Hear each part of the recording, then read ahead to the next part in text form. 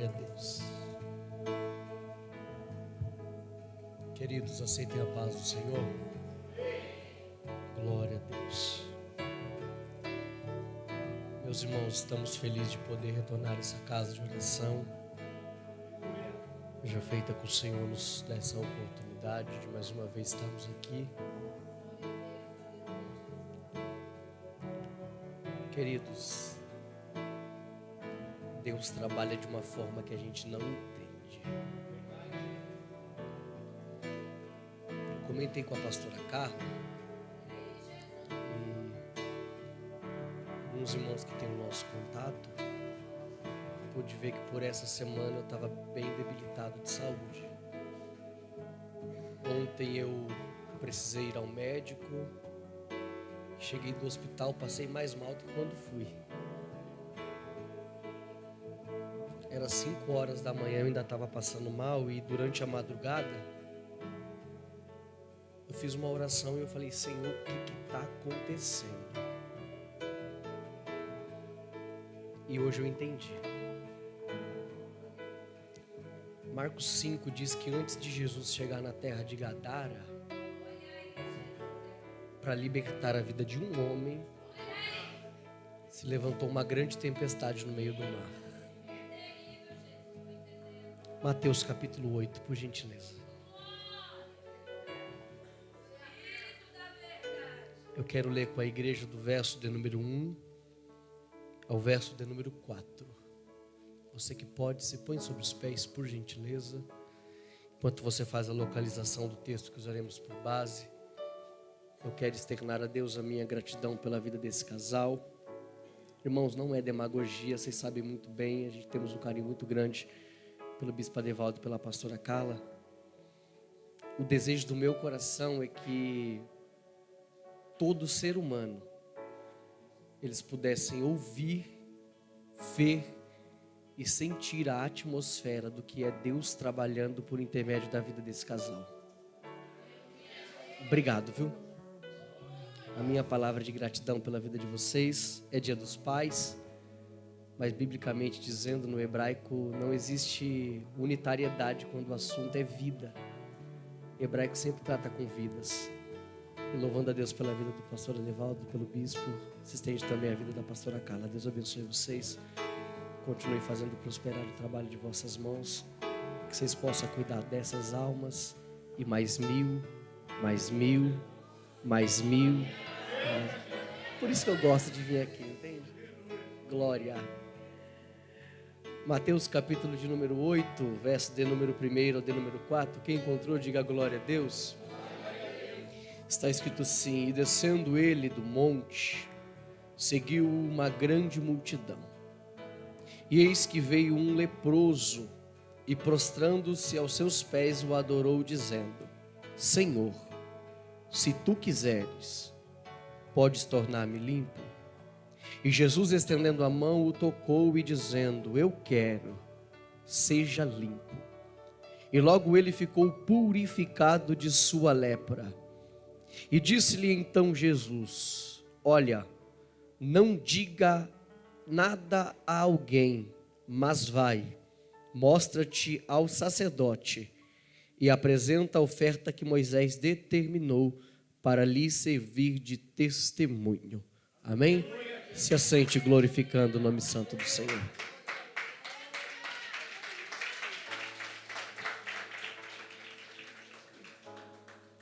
Queridos, peço sua compreensão, a voz está um pouco debilitada, mas chegaremos aonde o Espírito Santo quer nos levar nessa noite. Querido, durante 3 anos e meio após o batismo de Jesus, com 30 anos, ele vai começar a ensinar e o ministério de Jesus foi totalmente pedagógico. Jesus ensina concernente à palavra de Deus, mas antes de Jesus começar a ensinar, Jesus vai fazer sinais, prodígios e maravilhas. Por que Jesus vai começar o seu ministério fazendo sinais, prodígios e maravilhas? Naquela região já existia milhares e milhares e milhares de ensinadores. Cada um apregoava sobre a sua verdade, cada um achava ter sobre o seu domínio aquilo que era certo. Existiam grupos partidaristas na época, entre eles fariseus, saduceus, zelotes, escribas, alexandrinos e tantos outros. Só que quando Jesus começa a pregar, Jesus precisa fazer com que a multidão volte os seus olhares para ele. Então Jesus se manifesta como um Cristo, como um pregador, como um ensinador que tinha poder, entende?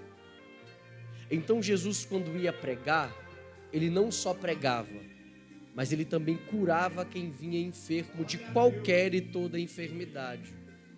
Isso fazia com que a fama de Jesus crescia por toda a Judéia, Galiléia e circunvizinhança. Então uma pessoa vinha ouvir a pregação de Jesus, saía curado e ela voltava dizendo: fui curado aonde o Galileu pregava. 10 enfermos que ouviu aquilo dizia: então nós também vamos lá. E esses 10 voltavam, cada um levava mais 10, que voltava curado, e cada um levava mais 10, e assim, de 11 pessoas que andavam com Cristo, passa-se a ser uma multidão de aproximadamente 5.000 pessoas. Só que o texto está dizendo para nós que Jesus está cercado de uma grande multidão. Jesus sobe em cima do monte, ele sobe para orar, tem os discípulos com ele, Jesus está pregoando, Jesus está ensinando, e agora quando Jesus acaba de descer do monte, vem um leproso. O texto não diz o nome, só dá a conotação pejorativa sobre a enfermidade que ele carregava sobre sua pele. Para quem escreve, pouco importa quem é o nome, pouco importa de onde vem, pouco importa qual é a família, pouco importa a dor que ele carrega, só dá a conotação de leproso. A lepra era conhecida por ser uma doença degenerativa. É bem verdade que quando manifestava-se na pele de uma pessoa exterior, era porque ela já tinha consumido praticamente 50% do que ela tinha no corpo interior. Lepra, antes de se manifestar pelo lado de fora, primeiro ela se manifestava do lado de dentro. O texto está dizendo que um leproso se prostrou aos pés de Jesus. Tecnicamente, ele não podia fazer isso. Primeiro, porque todo leproso, quando era diagnosticado leproso, ele era levado para um arraial afora, chamado o Arraial dos Leprosos. Lá só convivia quem tinha a mesma lepra, quem praticava as mesmas coisas, quem tinha as mesmas restrições. Quem mora no Arraial do Leproso não tem mais significativa para poder viver. Quem mora no Arraial do Leproso perdeu toda e qualquer expectativa de voltar a conviver de novo em família.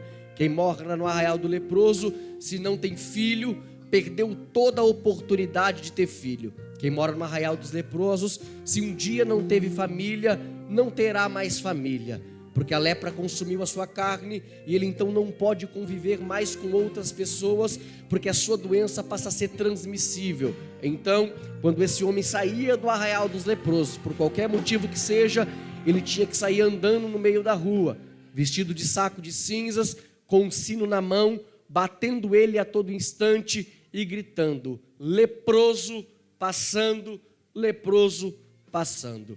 As pessoas, quando ouviam aquilo e quando viam que o leproso estava passando, se distanciava dele no mínimo 100 metros, porque acreditava que aonde um leproso pisava, se a pessoa pisasse também, ela poderia contrair os sintomas da lepra e assim ficar imundo ou até mesmo contrair a própria doença.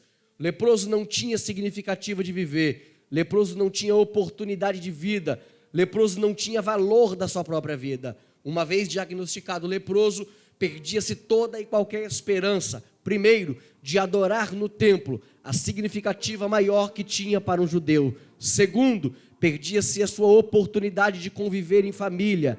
Terceiro, perdia direito a todos os bens que ele tinha acarretado durante a vida. Só que quando a pessoa começava a ter os sintomas de lepra, chamava-se o sacerdote para diagnosticar se de fato o que ele tinha era lepra. Então, o sacerdote fazia algumas perguntas para a pessoa. Eles chegavam para a pessoa e dizia: você que está doente? Ele dizia: sou eu. Farei algumas perguntas e você me responde, e há de ser que conforme a sua resposta, eu vou dar aqui o diagnóstico para você, se está leproso ou se não está leproso. Primeiro, a sua audição está afetada, você pode estar num ambiente onde está o maior barulho, você não ouve nada. Se ele dissesse sim, ele diz sintomas de lepra. Chegava-se para a pessoa e dizia: você pode estar num ambiente mais quente, mesmo assim você se sente frio. Ele dizia: me sinto, sintomas de lepra. Olhava-se para a pessoa e dizia: o seu olfato, você pode estar num lugar onde tudo cheira mal, mesmo assim você não sente. Ele diz: sim, não sinto, sintomas de lepra.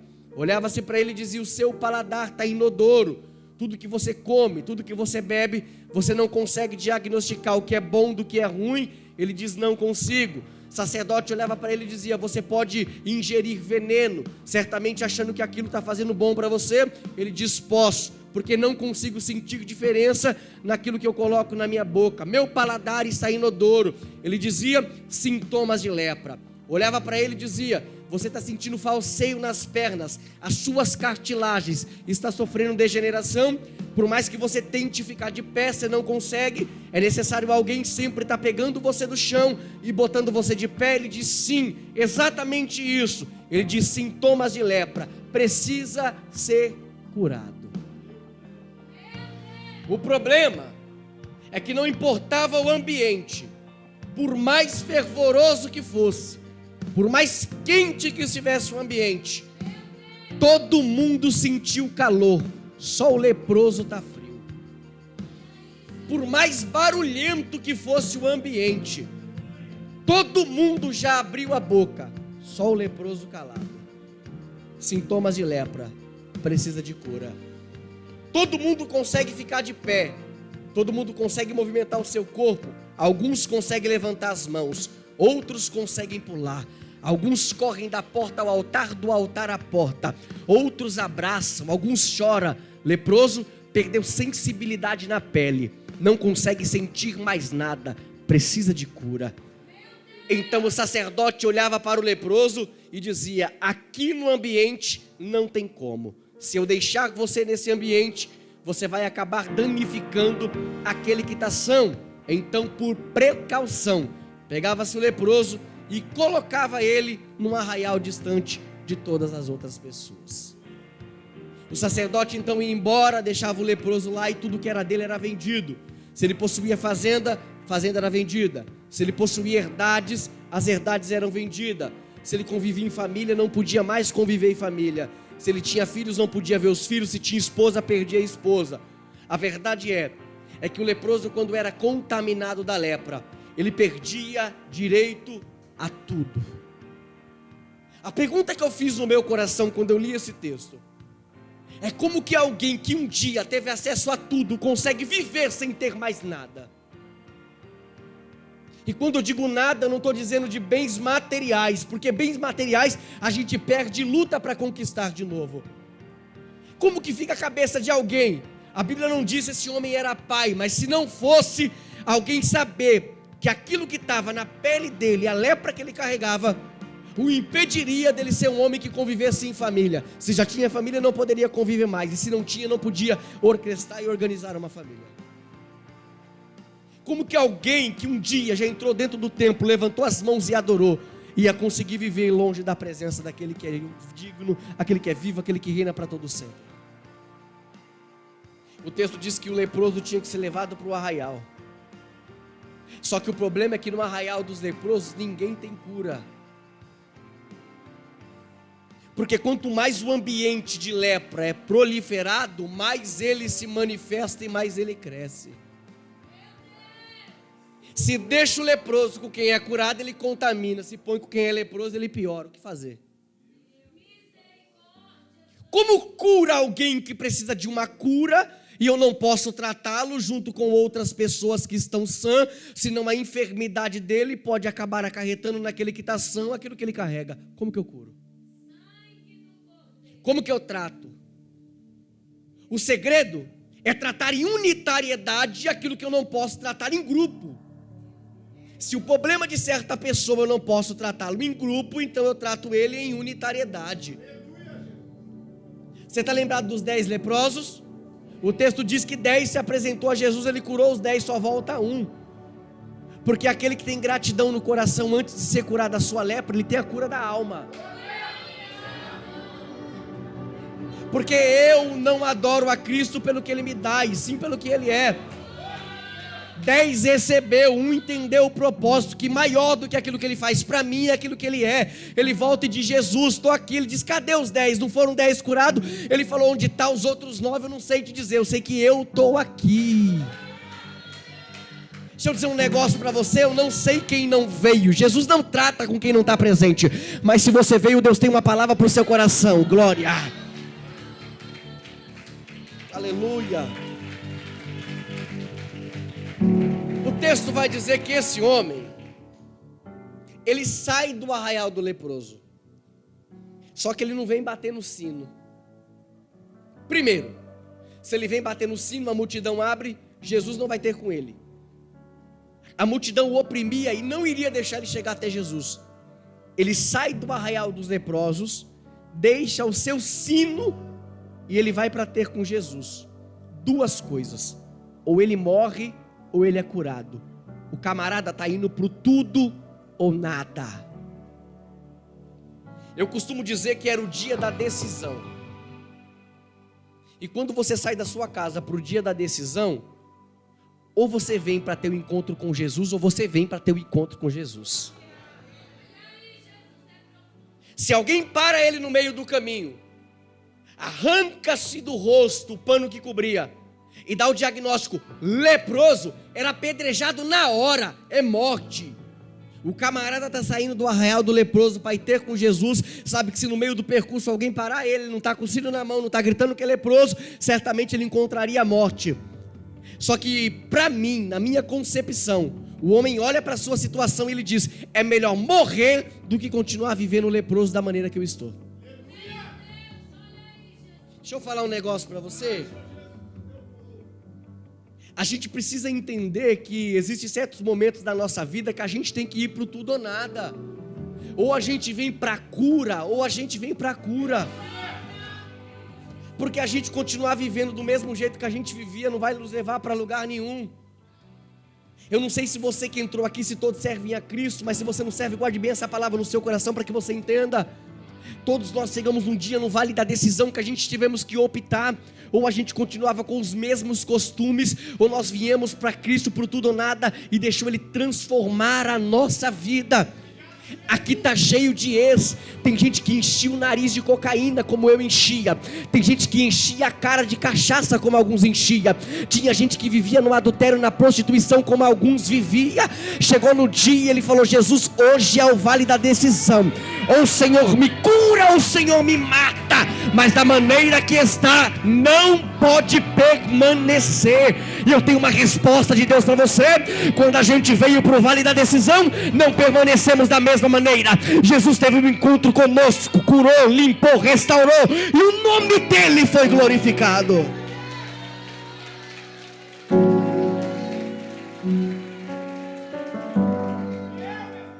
Ele vai até Jesus e ele se prostra, leproso. Ele se prostra, vírgula, e adora. Ah, irmão. Tem uma multidão com Jesus, sim ou não? Em algum momento, o texto bíblico diz que alguém da multidão se prostrou e adorou. Só que veio um leproso. E antes dele pedir qualquer coisa para Jesus, ele se prostra e adora. Deixa eu dizer um negócio para você. A adoração do leproso chamou mais a atenção de Jesus do que o aperto da multidão. E Jesus, ele pode ouvir e receber a adoração e a reverência de alguém que tem a pele leprosa, mas tem o coração limpo, mas ele não consegue receber a adoração e a reverência e a prostração de alguém que tem a pele limpa, mas carrega o coração leproso. Jesus dá mais valor para o interior do que pelo exterior. Não é a roupa que você veste, não é a física que você tem, não, é justamente uma coisa, é só algo, é o que você carrega aqui dentro. o texto vai dizer que esse homem, ele se prostra e adora. Aí ele vai pedir: mestre, se tu quiseres. Pergunta rápida: quem aqui precisa de um milagre? Todos nós. O homem precisa de uma cura para ontem. Ele se prostra diante de Jesus e fala assim: se tu quiseres, podes me tornar limpo? Traduzindo para você: eu preciso, mas o que eu quero está condicionado à tua mão. Se o Senhor quiser, o Senhor pode fazer. Agora, se o Senhor puder fazer e não quiser, me deixa da mesma maneira. Isso é entender que maior do que o que eu quero é o querer dele. Quando eu entendo que aquilo que eu preciso se atrela, se molda, está na mesma linha, no mesmo ambiente. Quando eu entendo isso, que tudo que eu preciso, ele vem na mesma linhagem de Jesus, do que aquilo que ele quer fazer na minha vida. Irmãos, não tem erro, as coisas simplesmente acontecem. Só que fique tranquilo que eu não quero pregar sobre isso.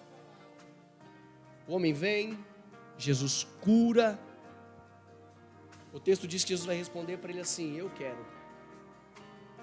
Seja limpo. Simples assim? Simples. Quero, seja limpo. Aí a multidão que está olhando não entendeu nada. Aí o texto diz que instantaneamente o rapaz ficou purificado. Aí Jesus olhou para ele e falou assim: vai e não diga a ninguém coisa alguma, mas apresenta-te ao sacerdote e mostra ao sacerdote o que aconteceu e paga a oferta que foi estipulada por Moisés para a tua purificação.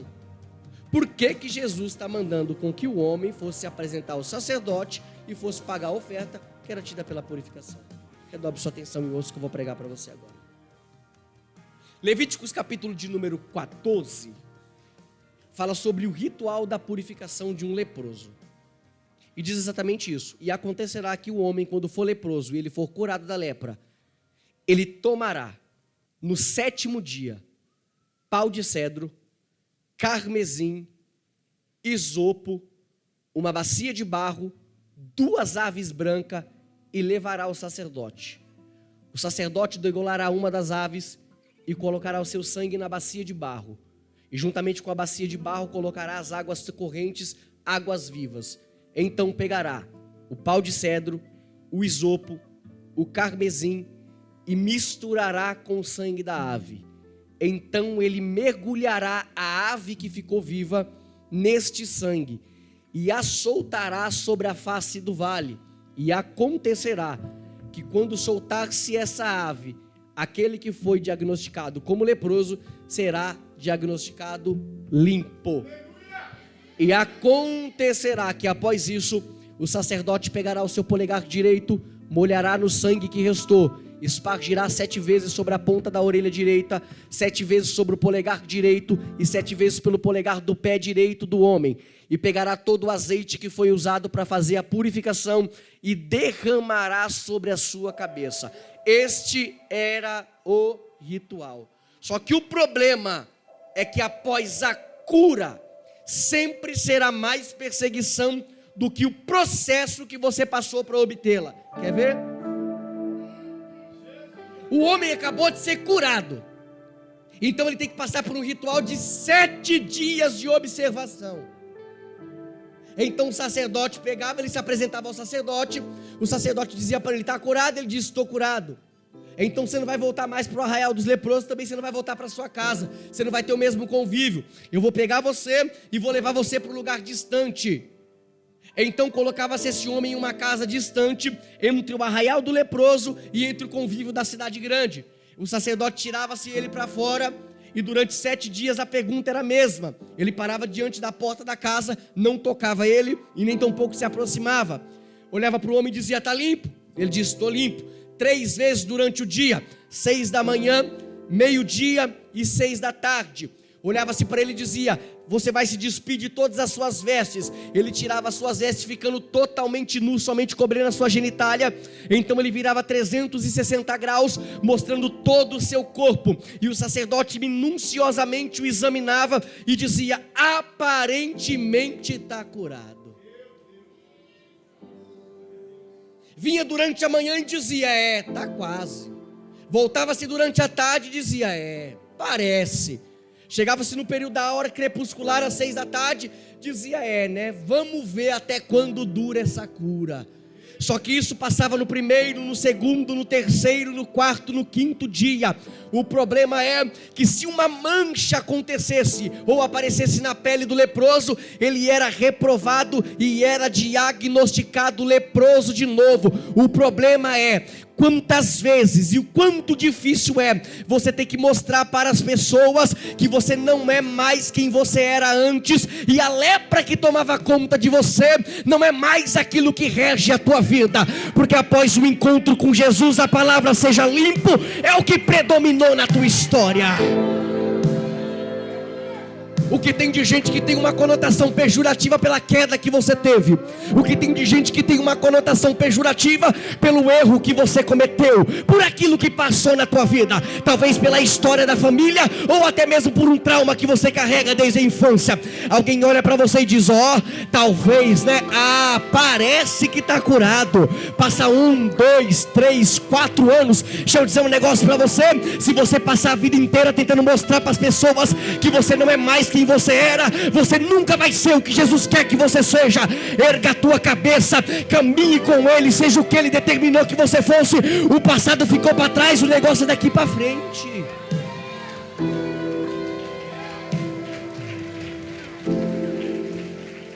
Guarde isso no teu coração. Quem vive para provar para as pessoas que é o que elas querem que você seja, nunca será o que Deus determinou que você seja.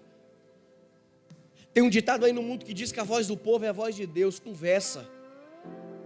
A voz de Deus é única, irrepreensível, imutável. Se quem vai fazer o diagnóstico dele dia após dia tivesse na hora que Jesus disse: seja limpo, não estava duvidando dele. Só que você precisa entender, irmãos, que quem não passou o processo como você passou, nunca vai entender a tua história. A gente fica tentando entender e fica tentando, mas se fulano soubesse, se soubesse quantas noites foi, se soubesse qual foi a trajetória do arraial dos leprosos até você vir ao pé de Jesus, se soubesse o quanto foi para você negar o convite de alguém que queria que hoje você não estivesse aqui, porque o diabo não queria que você estivesse aqui, porque por ele você estaria em qualquer bar da esquina por aí. Se fosse por ele, você estaria em qualquer baile funk por aí, descendo até o chão.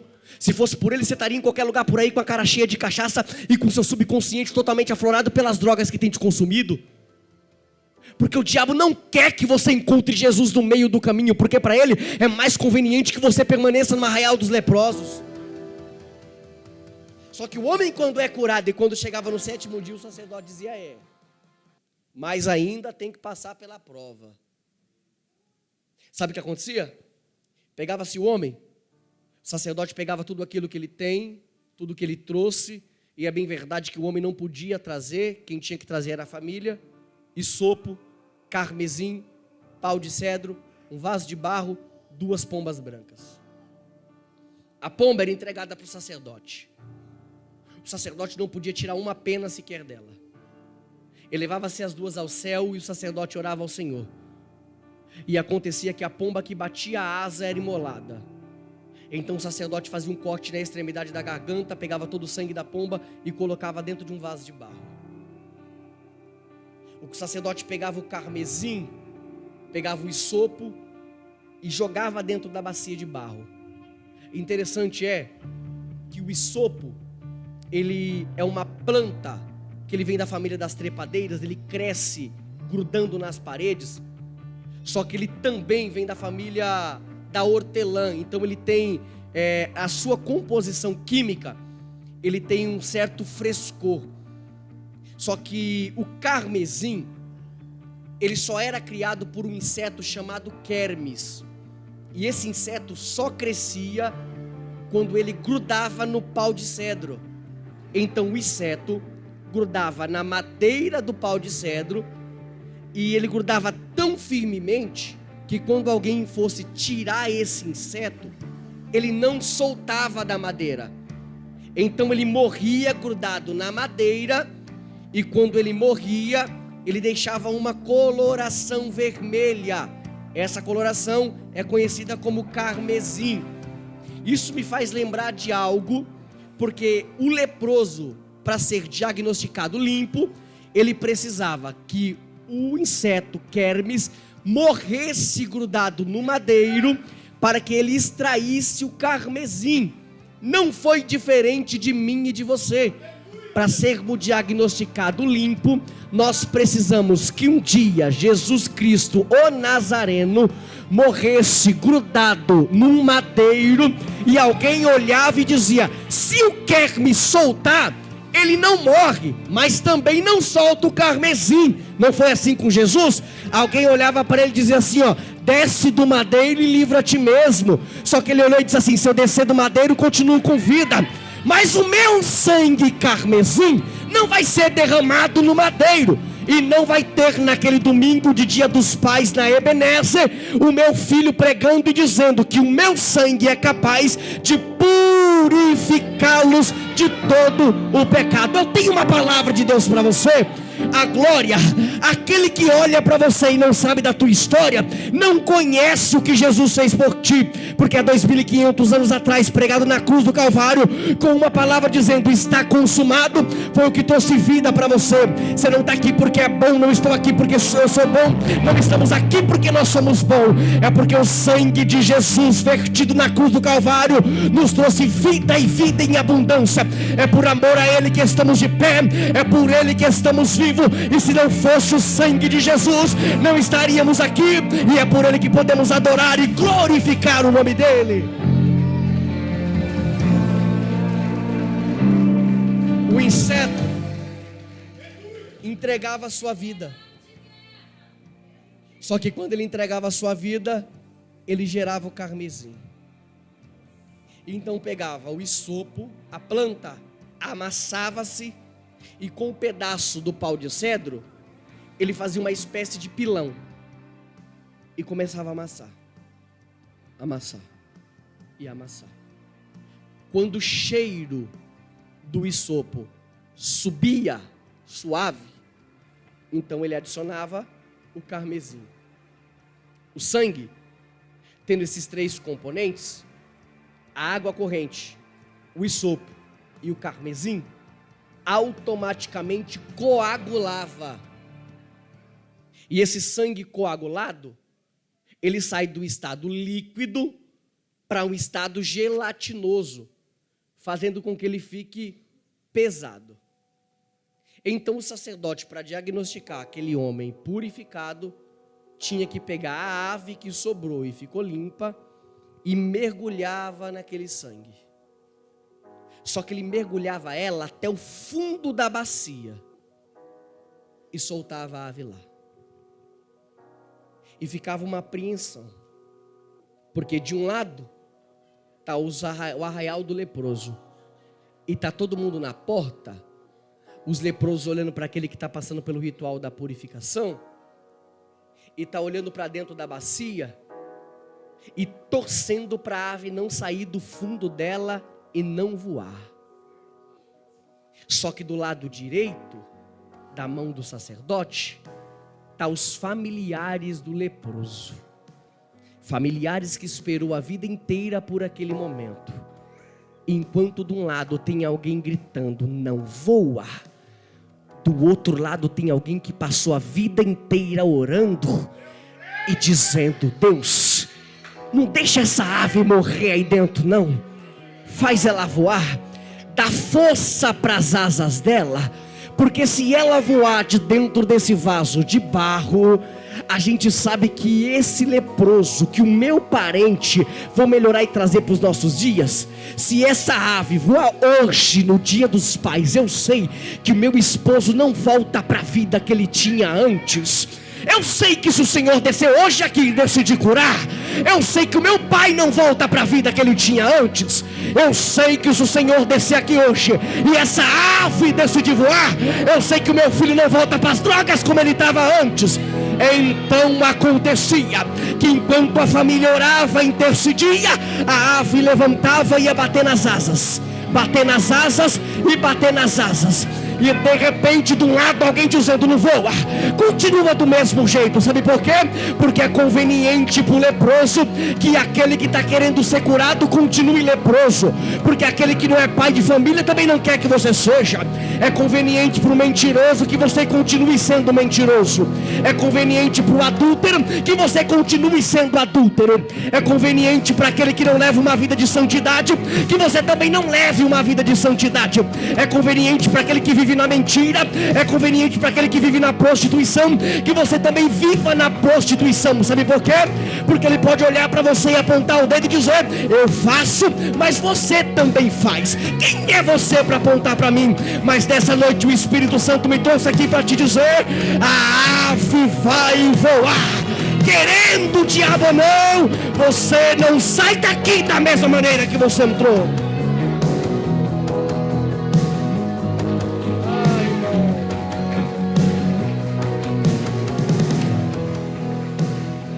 Sabe o que o texto diz?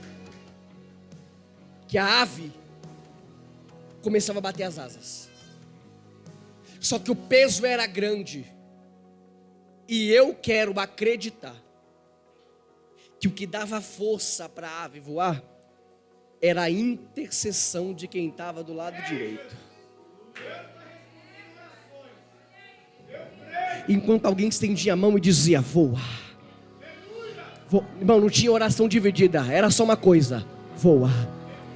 Pregador, mas esse negócio de oração repetida não dá certo sim, é voa. Eu não sei o que te prende, mas essa noite a palavra é essa: voa. Eu não sei se é o teu passado, se desprende dele, voa. Eu não sei se é um erro que você cometeu, sai dele, voa. Eu não sei o que é que está tentando derrubar você, voa. Preso você não fica, preso não fica, não fica, diz o Senhor. É noite de voar, é noite de voar. A glória, glória, glória, glória. A ave ia se levantando, a asa pesada, mas ela ia tirando força, e de repente, irmão, a ave começava a voar. Então o sacerdote pegava a ave na mão, amarrava um pedaço de pau de cedro na perna da ave e dizia: já que ela não tem força para sobrevoar sozinha, vou dar um impulso para que ela suba. Glória. Eu dei essa volta inteira para dizer para você que o sumo sacerdote está aqui hoje e dizer para você que você só fica afundado se você quiser. Hoje é a noite dele pegar você na mão e dizer assim: ó, voa, voa, voa, só depende de você, voa. Vai continuar do jeito que está ou vai aceitar a proposta de Jesus? Voa. Você só fica do jeito que quer se você quiser continuar da mesma maneira. Se você não quiser, Jesus está hoje dizendo para você: eu tenho algo diferente para fazer na tua vida, voa.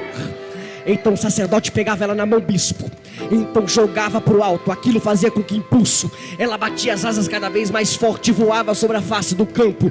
Ninguém mais conseguia prender aquela ave. E acontecia que ela batendo a asa, caía-se pingos do sangue que ela foi afundada.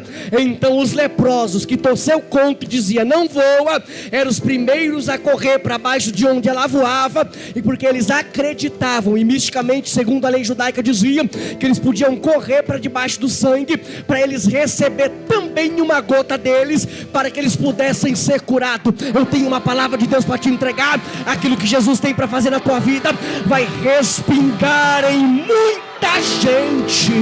Irmão, quem não acredita no que Deus tinha para você, se prepara, Deus tem algo novo para fazer na tua vida. Ele vai transformar a tua história. A tua casa vai ser transformada pela obra que Ele tem na tua vida. A tua parentela vai ser mudada pela obra que Ele tem na tua vida. O teu lugar de trabalho vai ser transformado pela obra que Ele tem na tua vida. Voa hoje. Voa hoje, não deixa para amanhã, é hoje, é hoje, é hoje. Jesus não te chamou para ficar afundado. Voa, voa e voa. Vou encerrar.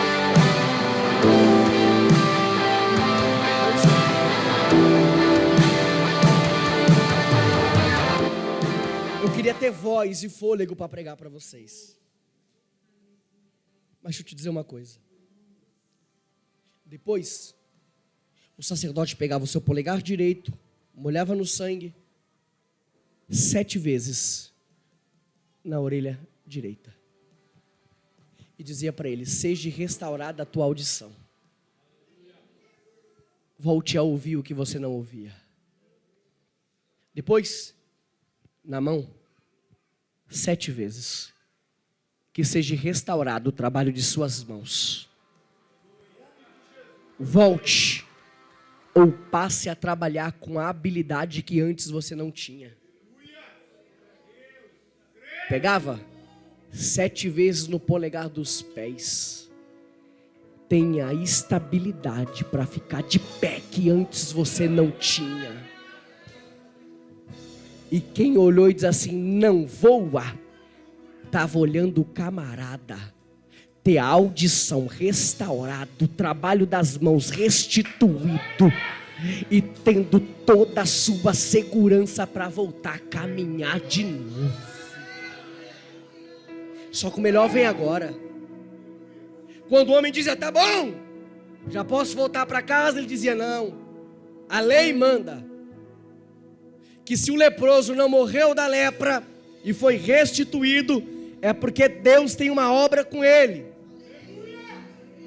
Então, pegava-se o azeite e o sacerdote derramava a botija de azeite na cabeça do leproso. O camarada começou o dia leproso e terminou ungido. Alguém olhou e disse assim: não voa, leproso. Aí a família intercedendo e diz: voa. Porque sabia que tudo dependia daquele voo. Eu não sei da maneira que você quer sair daqui hoje, se é leproso ou se é ungido, mas tudo depende de você. Fique de pé, por gentileza, fique de pé. Fique de pé.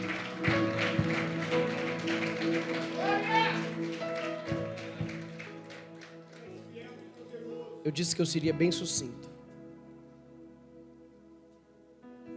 Eu fiquei 4 dias enfermo. E se você não acredita, passe a acreditar em uma coisa. Não porque eu estou te dizendo, mas porque a Bíblia diz que por uma alma Deus abala até o inferno. Paulo foi perseguido porque queria pregar a palavra de Deus.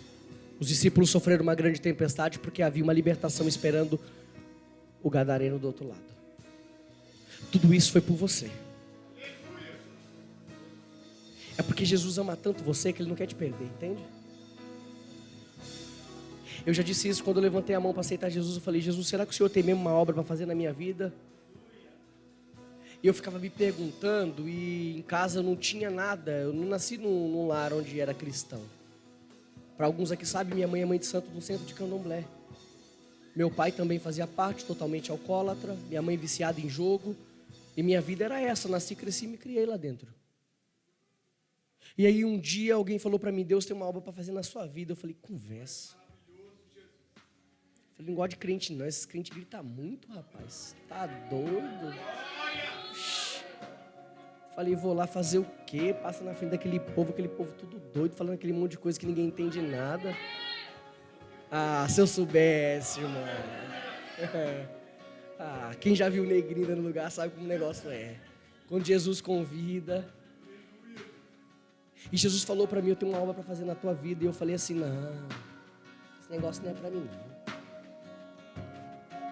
Só que Jesus começou a trabalhar na minha vida e durante 30 dias foi o suficiente que Jesus teve para ele mudar a minha história. 30 dias. Eu pesava 48 quilos. Não cabia, eu tinha mais droga dentro de mim do que vida.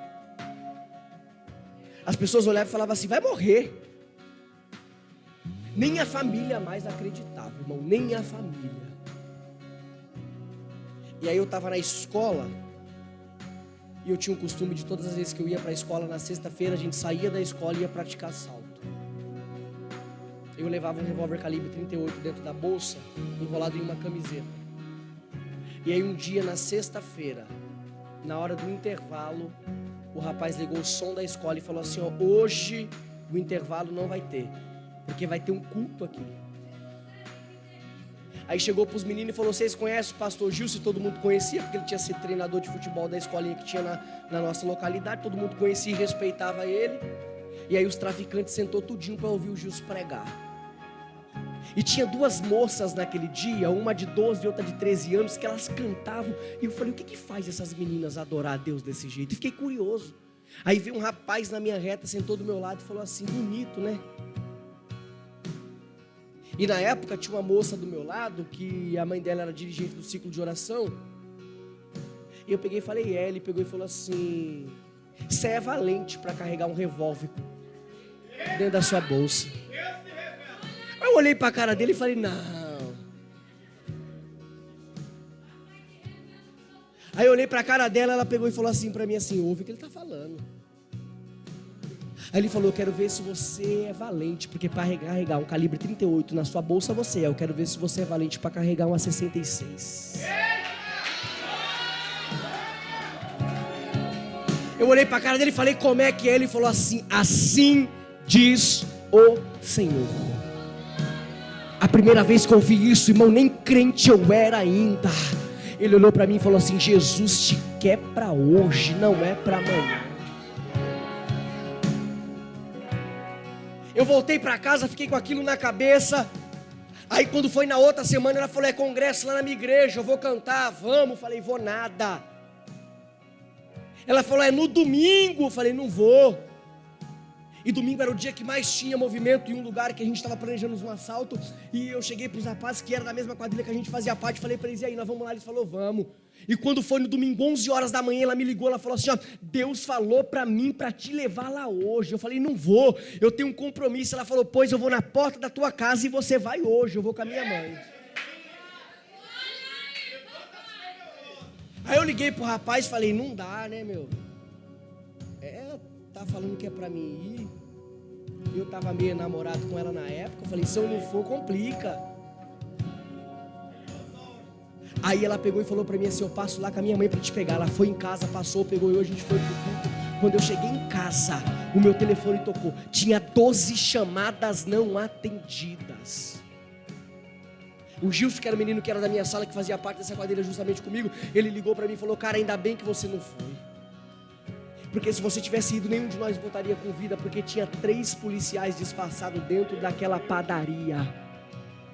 E quando nós chegamos na porta, você que tinha o costume de já descer do carro e já ir entrando, certamente eles iriam balear você e iriam balear a gente, nós estaríamos mortos agora. Eu senti aquilo no meu coração e eu peguei e falei a primeira vez, falei, Jesus, se o Senhor existe, você vai falar comigo.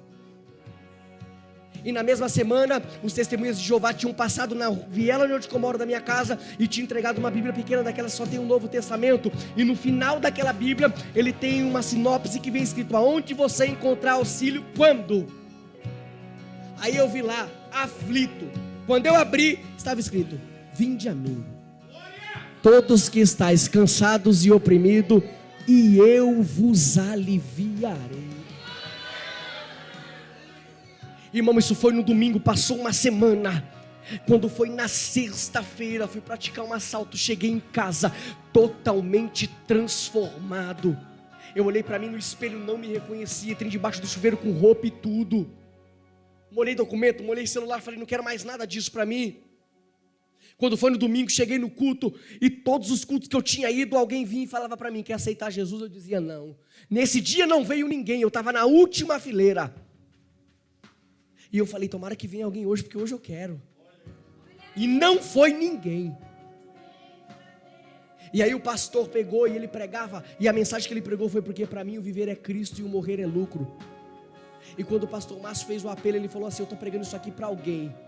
E o diabo está segurando você sentado nessa cadeira e você não consegue levantar desse banco, mas assim diz o Senhor, solta ele agora. Irmão, eu levantei e vim para frente, levantei a minha mão, aceitei a Jesus. 2 meses depois, eu estava passando por um discipulado. 3 meses depois, estava com meu batismo marcado. 4 meses depois, desci as águas. 6 meses depois, comecei a liderança dos jovens e adolescentes daquela igreja. Quando foi 8 meses depois, comecei a fazer meu primeiro curso de teologia. Quando foi 9 meses depois, eu tive a minha primeira pregação. 1 ano depois, eu já estava pregando do lado de fora. 1 ano e meio depois, já estava viajando para outro estado para pregar. Quando foi 1 ano e 8 meses depois, ganhei o meu irmão para Jesus. 1 ano e 9 meses na campanha na casa dele, ganhei a minha irmã para Jesus. 2 anos ganhei o meu outro irmão para Jesus, e a obra foi crescendo, crescendo, crescendo, crescendo. Eu não vim aqui pregar para você e dizer para você que Jesus vai mudar a tua vida e vai ser tudo fácil, não. Mudar a tua vida ele vai, mas é difícil, dói, machuca, a gente chora, mas é prazeroso, porque viver com Cristo é melhor do que viver em qualquer outro lugar.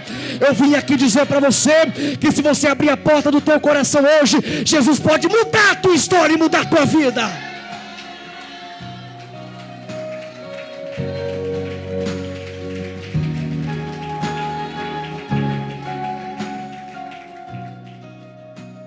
Eu quero fazer 2 perguntas.